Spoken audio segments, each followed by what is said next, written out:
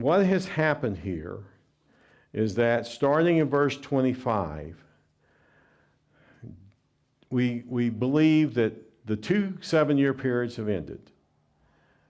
It's possible that he has 4 women in his household, 2 wives, 2 maids, a passel of kids, and he is thinking this whole time.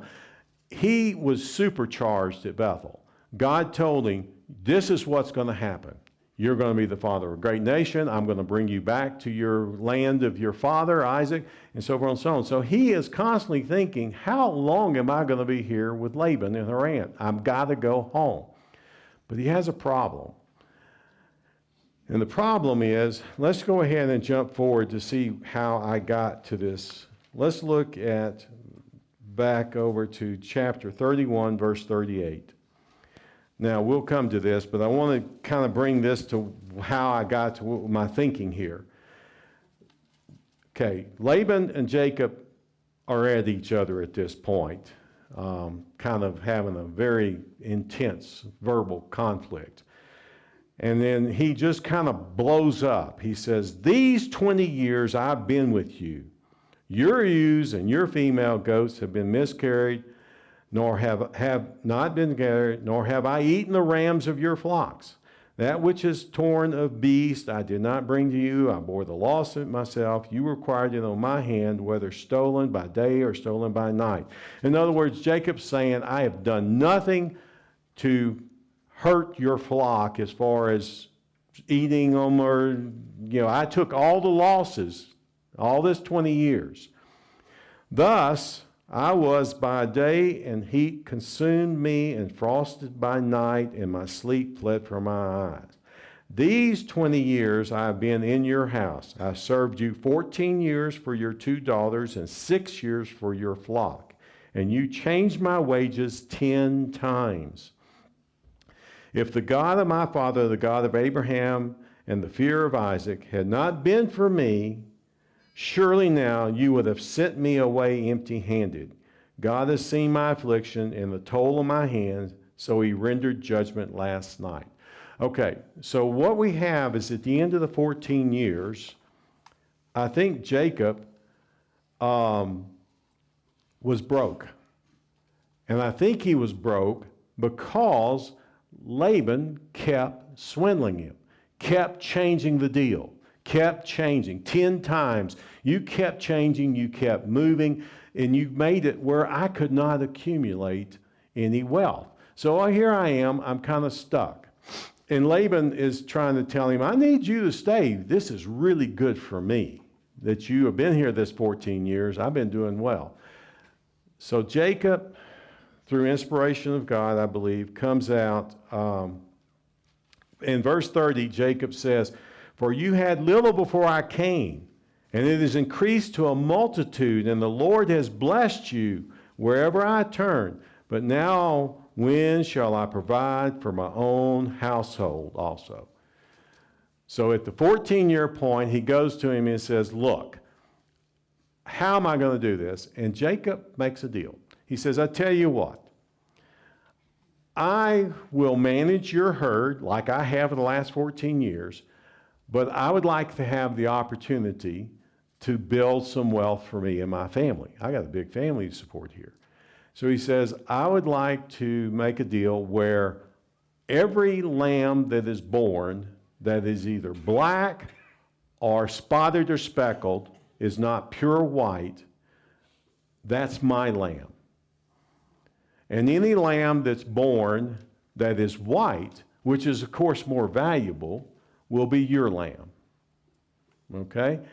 And of course, in a herd, you would tend to call out. So when this starts, I would think if you looked across Laban's massive herd that Jacob's built up, it's all white, almost all white. And so Laban looks at that and says, okay, that's a good deal. And he takes it. Well, I'm not going to go through the whole stripping of the hyssop deal and all that, but basically what happens is that Jacob systematically, with the help of God, intervenes. God's in this. All the healthy lambs are black or speckled, And he purposely, if a white lamb, now the white sheep can produce the speckles, okay? But if a lamb is white or a sheep is white and they're sickly, he lets them produce white lambs. So over time, Jacob's herd gets decimated. I mean, not Jacob's, Laban's herd gets decimated. It becomes small and sickly and weak. And Jacob's herd grows healthy. And, even though the wool is mixed wool, it still can be spun and woven and clothes can be made out of it. And the meat is no different. So there's still value in what he's done here.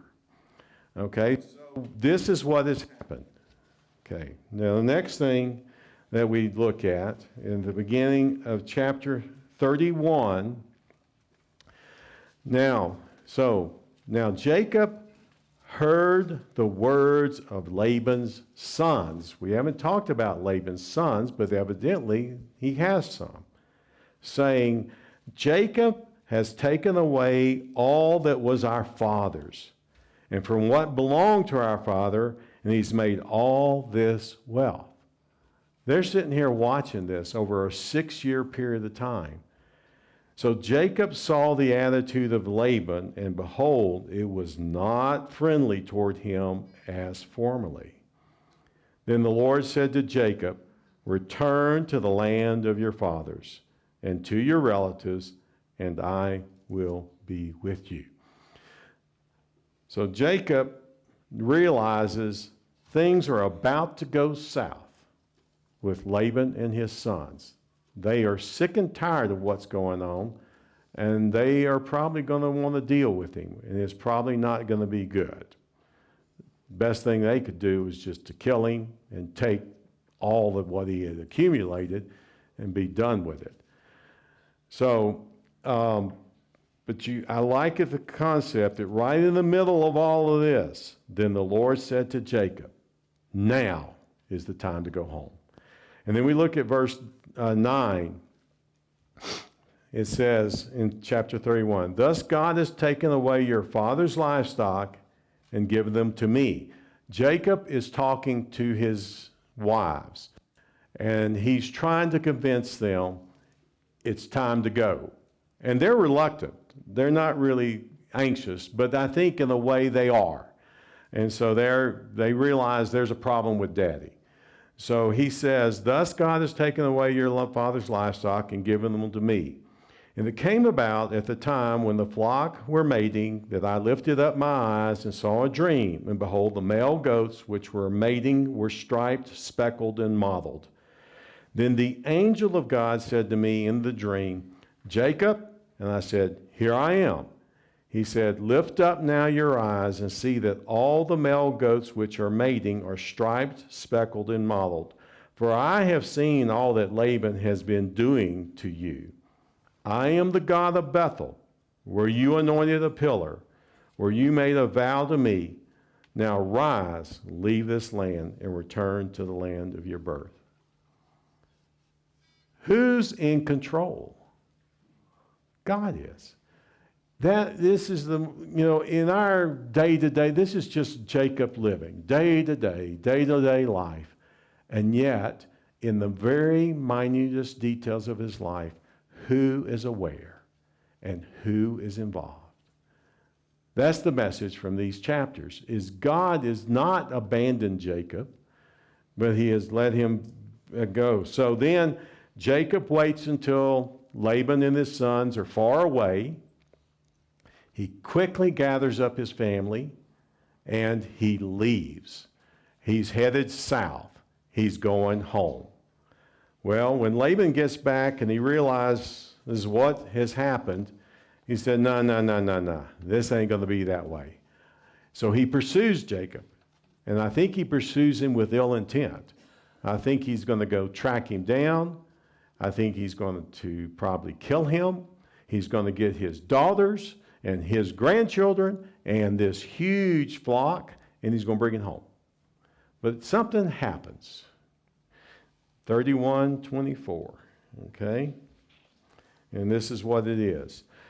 God came to Laban the Aramean in a dream of the night and said to him, "Be careful that you do not speak to Jacob either good or bad." In other words, Jacob is under my hand. Jacob is doing what I told him to do, and you better not get involved. You better leave it alone. So here we have the name God again in this story. He intervenes. And so they have this big shouting match, okay, back and forth. And there's these accusations and about who's been doing what and who's swindling who, and this whole deal about stolen idols.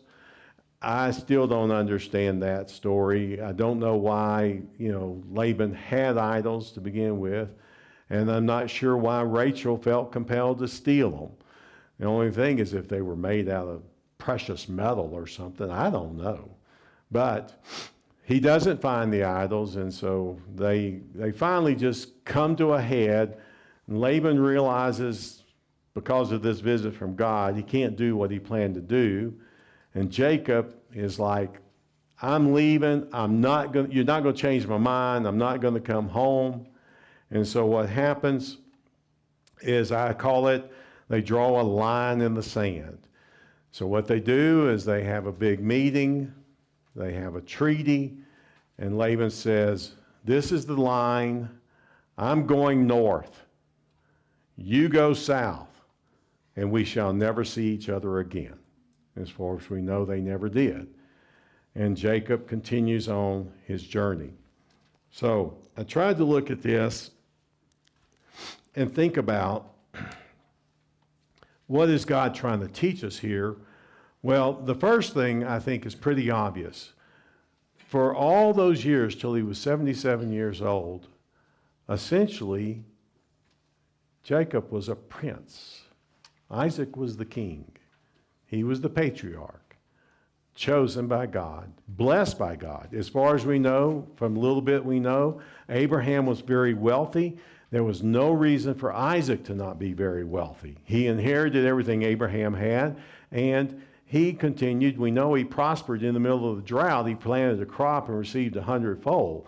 And Abimelech and all of them were so scared of him because he was so successful, and he kept getting more wealthy, and his family kept getting stronger. So I think Isaac was in that position. That meant Jacob was like a prince. And guess who lived like a prince? Jacob did. Not so much Esau. Jacob stayed home, and he was a prince.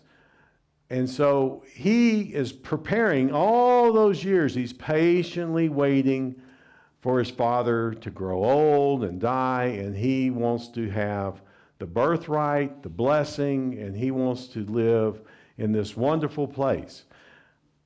Why did he not get married? His mother had already had an experience with Esau marrying pagan women. And so she was torn. I really like my son being here taking care of me. This is really nice. Okay? But I'm not going to let him marry any of these local women. And I don't want to let him go back to Haran, where I came from. So something's going on there, and it's just a long period of time that he's just there. But he's in a good position. So when he goes to Haran, that all changes. He becomes a servant. He's no longer the prince. He's the servant. And he's being abused. Okay? What would that do to a person? It would get rid of some pride that I think he had a good dose of. It would bring in some humility, because evidently he still is talking with God. He's giving God credit for all his success. He's giving God credit for his wives. He's giving God credit for his children. So there's this relationship that Jacob had with God, and therefore he somehow through this process is understanding that God is humbling him, preparing him for a whole lot longer time than he expected. He thought he would be there 6 months and be gone back home to mama with his new wife. That's what happened the last time with Rebekah. So I think God was really humbling him, allowing him to live under that situation essentially for 20 years. The other thing I see is that if he didn't understand that God was his God and that God was blessing him, I don't think he missed that. I think he understood that his success under Laban was because of God. Was he able to control this, this speckled lamb deal? God says, I saw the situation he was in, and so I decided to have the speckled lambs born. Jacob saw that. He understood it, and he gave credit to God. Nothing in this story does Laban ever says, aren't I smart? That I figured this all out? No, he gives credit to God. This is all heading to this great moment we're going to come up to where he wrestles with God. And this is all preparation for that moment. I really believe this. And so a lot of patience, a lot of dependence on God, and a lot of strife in his family with these wives and maids. All of this were tempering Jacob. And this story, how much of the God's word revolves around Abraham, Isaac, and Jacob, and these sons. Is it still part of us today? Does it still impact our world today? Yes. The descendants of these 12 is the Jews that live in Israel and all over the world. And they still impact history. So anyway, that was a wild ride. And I know I went through it quickly, and there's a lot there. Does anybody have any comments or questions about what we've talked about today? Or any more insights that you can help with?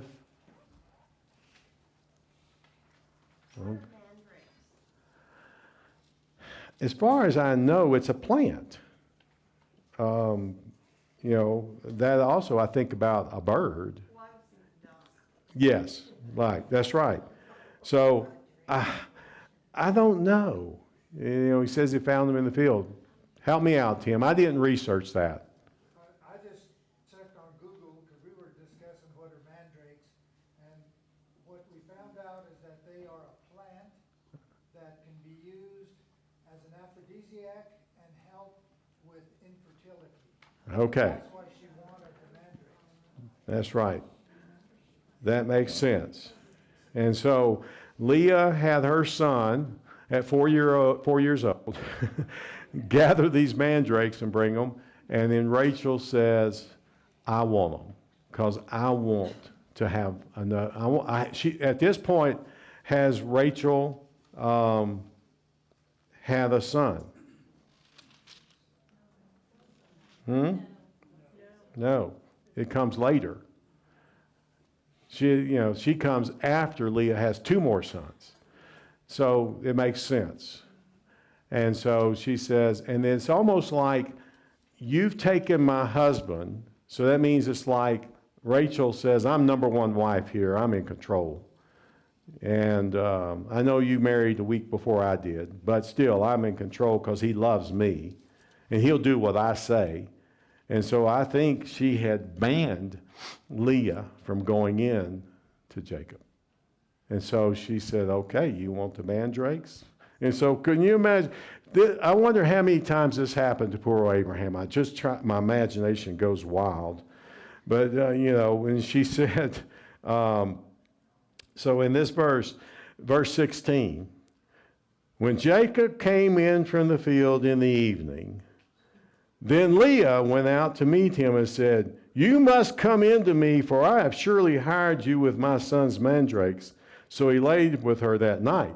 I wonder how many nights he worked in the field and he came in and there was some woman at the door waiting for him. Because that's kind of the way the story looks like. You know, like Rachel says, "Billy, you're up next." Okay? He comes in, you grab him. I don't know. I guess he had to have a calendar or whatever to keep up with who's next. But anyway, that poor soul. But he deserved it. He deserved it at this point. Okay, good thing. All righty, something else? Anything? Good question. Yes, Tim? You mentioned early on your engineering background, and I appreciate all the detail that you're going into to give us all these dates and numbers and all of that stuff. Remind me of a story back when I was doing construction work. I had a love-hate relationship with engineers. I liked them when the plans turned out good, but I really disliked them when they come up with some really stupid stuff. Right. Which they do. They do.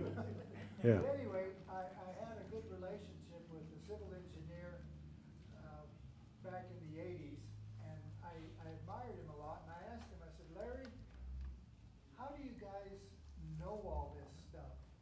And he told me, he says, "We don't know it," he says, "but we know where to look in the books." That's right. And I was thinking about that as you were talking about the numbers and stuff. If we know where to look in the book, Right. we can get a lot of stuff. Yeah, we can't construct that timeline unless we go forward into the time of Joseph and then work backwards. But like I said, there's a little bit of a flaw with the story of Reuben. I don't know how to answer that. And anyway, and then also to cram all those births into 14 years is another, I mean, not 14 years, 7 years is another challenge. So I don't know. But that's just the way the Bible reads. But the way the Bible reads, we've learned many times in studying Bible, is not necessarily chronological. Okay? Just because it says that Joseph was born at the end of that 14 years, which is what it implies. And we only know that this is a 20-year period from what Jacob says to Laban. "I served you for 20 years. And that's how we get the 7, and the 6. But, like I said, take it with a grain of salt. It does not destroy the truth of the story, and it does not destroy the truth of the facts that these sons were born. And the whole rest of the Old Testament revolves around these sons. Okay? All righty, anything else? Yes, sir. You talking about Leah with weak eyes? Yes. She probably had cross eyes. She was probably cross eyed. There's lots of things. That's one of them. Like I said, I found about, The good thing about that though is that she had one of her first son, Judah, who was the ancestor of Jesus Christ. absolutely, absolutely. Judah is the key because he continues on the line. But, yeah. All righty. Good discussion. Anything else you got on y'all's heart? Yes, ma'am. I hate to jump this river, but the Living Bible says that Leah had pretty eyes. That's another interpretation. That's not the opposite end at all then. That's right, it is. It says Leah had pretty, the word weak could be interpreted as pretty eyes. Yeah, my commentary says she had lighter eyes. Okay, lighter eyes could mean she may have had, in that culture, we think that everybody has brown eyes. And she may have had light blue eyes. Who knows? But there's no doubt that God mentions that she was not looked upon by Jacob with favor. And he was not happy that he got her as a wife. And so she said, yes? How did he Well, they just had a wedding, and what's at weddings? Alcohol, wine. So he goes in, and so there's some tradition where the father delivers the bride to the bridal marriage, honeymoon chamber or whatever. So it's dark, and he's half drunk, and I know this is not going to sound very biblical, okay? But if I was 84 years old and I'd never had sex, I'd probably be pretty anxious.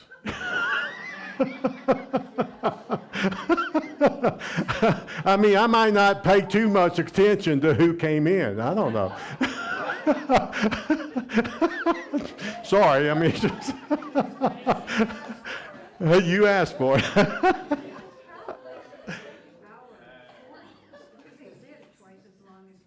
I know, he was a very vibrant, healthy man because, I mean, Abraham was 100. Okay, so, yeah.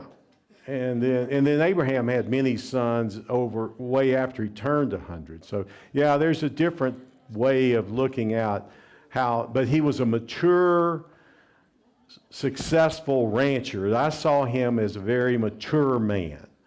Okay, he's not a boy, he's not a teenager, but he's a very mature man. And, but yeah. What's going on in here? Sorry, Pastor, I didn't know you were back there.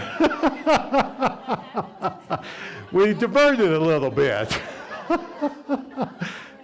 But in my mind, when you hear that story, I always think about Jacob being young. He's gone to get his wife. He's young. No. He's very old. There might have been a 50-year difference between these two. All right, so, all righty. Anything else?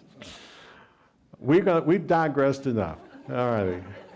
Heavenly Father, you have shared all the details of this story in your word, your eternal, holy word. And I thank you. I thank you for that. You paint these patriarchs as just normal people like us, dealing with normal stuff day to day. And what makes this so perfect is the same thing that makes it so perfect for us, is there's no doubt you're aware and that you were with Jacob through it all and that you intervened on his behalf. And you taught him through his struggles, and you taught him through his prosperity. And that's the way it is for us. We learn from the struggles and we learn from the good times. And we just pray that when we look at life, we never exclude you. You're always a factor. You're always there. You're always involved. You never take your hand off of us. That is the tremendous promise from this lesson.